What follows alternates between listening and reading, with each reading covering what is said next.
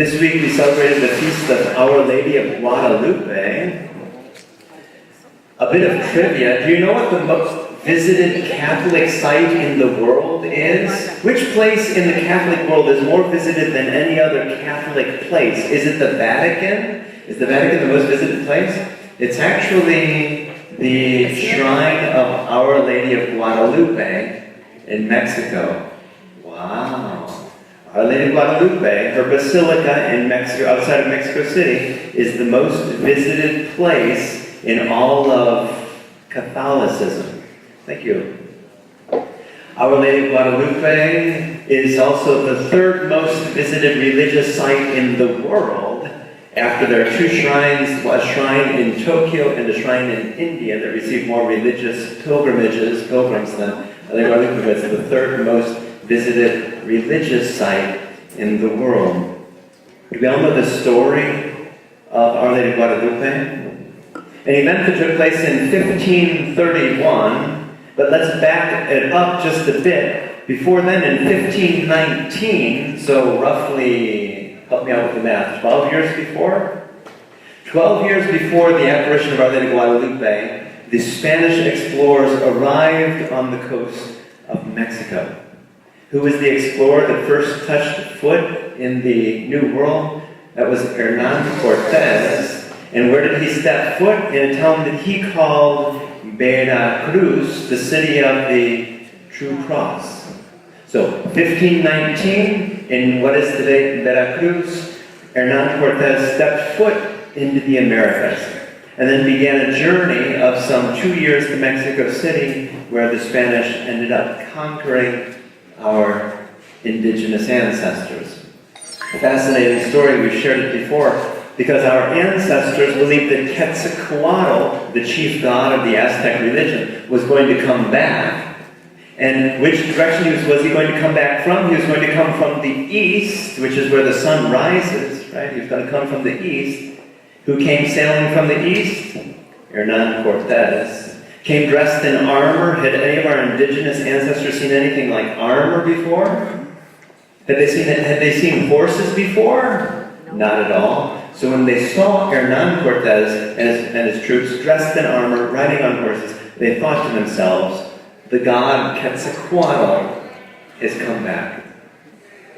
Wow. So the story proceeds. Then 12 years after stepping foot into the Americas, we have the story of the apparition of Our Lady of Guadalupe, which is this image that we see in our sanctuary and many sanctuaries throughout the world. If we look closely at that image, what we see is how it is. It's an indigenous woman, so usually the features are more indigenous, the skin tone is more indigenous, and what she's wearing is more indigenous. The European images that we have of Mary usually show Mary dressed in a different way, whereas for our Aztec ancestors, this was the image that they had of Mary. So she appeared dressed like an indigenous young lady, and she appeared speaking in the language of San Juan Diego, the one to whom she appeared. So she appeared to an Aztec man. His name was San Juan Diego Cuauhtémoc, which means he who speaks like an eagle. So before he was baptized, his indigenous name was Cuauhtémoc, he who speaks like an eagle. He was baptized into the Christian faith, into the Catholic Church, and his new name was Juan Diego. John James, right? Jimmy John.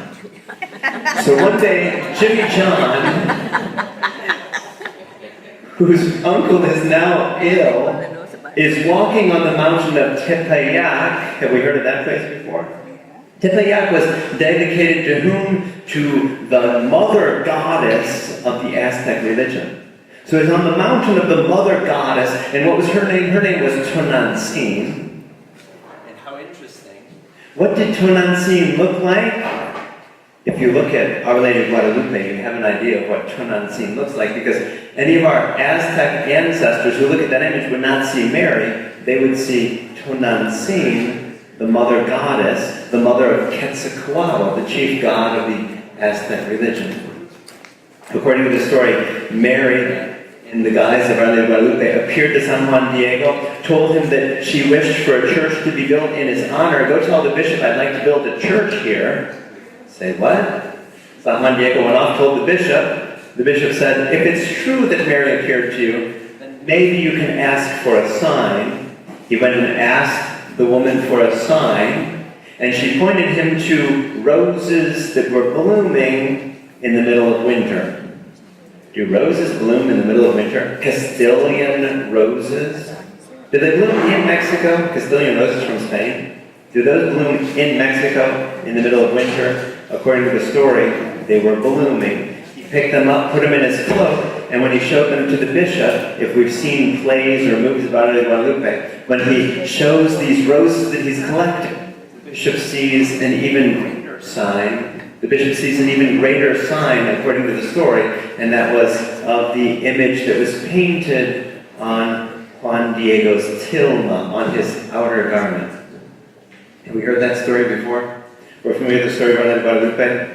And so, it's a fascinating story for us, because when did we say that that story took place? Hernan Cortez landed in 1519. That story purportedly took place in 1531. When was the first story written about Our Lady of Guadalupe? In 1531 or 1532? No, 10 years later? Is it like the Gospels? The first Gospel was written 30 years later? Was it written 30 years later? The first story was written in 1648. Ooh, shall we try the math together? 1648 minus 1531. That's 117 years, says the math teacher behind us. 117 years it took for that story of her apparition to be written down. Fascinating. We know that the bishop to whom San Juan Diego appeared, his name was Bishop Juan de Zumárraga. Juan de Zumárraga was the first bishop of Mexico City. We know him because he wrote the first catechism in the New World. And he wrote lots of things. We have about 10,000 pages of things that he wrote. He wrote a lot. How many times did he mention Our Lady of Guadalupe? Fasten your seatbelts. Never mentioned Our Lady of Guadalupe. So it's interesting for scholars to take a look at this story with which many of us have been raised, the story that's very much a part of who we are and our identity, to see how it is that the first written account was in 1648 in a work called the Nican Moqua, and then after that, how it is that that story eventually justified how it was that the New World was conquered under Mary, Our Lady of Guadalupe. Fascinating, because the Spanish told stories previously about how the New World was conquered under the Immaculate Conception of Mary, how it was that Mary kicked up dust into the eyes of the indigenous people when they went to war. And now suddenly the Spanish had another story written in 1648 about how it was that the Aztecs, whom they had now conquered, now had a mother in Our Lady of Guadalupe. Any questions or comments when we hear stories like that? What do we call her? Our Lady of what? Our Lady of Guadalupe. How interesting, because when Juan Diego asked Mary her name, would she have said in Nahuatl, my name is Our Lady of Guadalupe? She couldn't have, because in the Nahuatl language, there's no G and there's no D. So try saying Guadalupe without saying the G and the D for a moment. Follow me? So where did that name Guadalupe come from? Did we all know that Hernan de Cortez came from a town in Spain that was called Extremadura? And who was their devotion to in Extremadura? It was to Our Lady of Guadalupe. How interesting.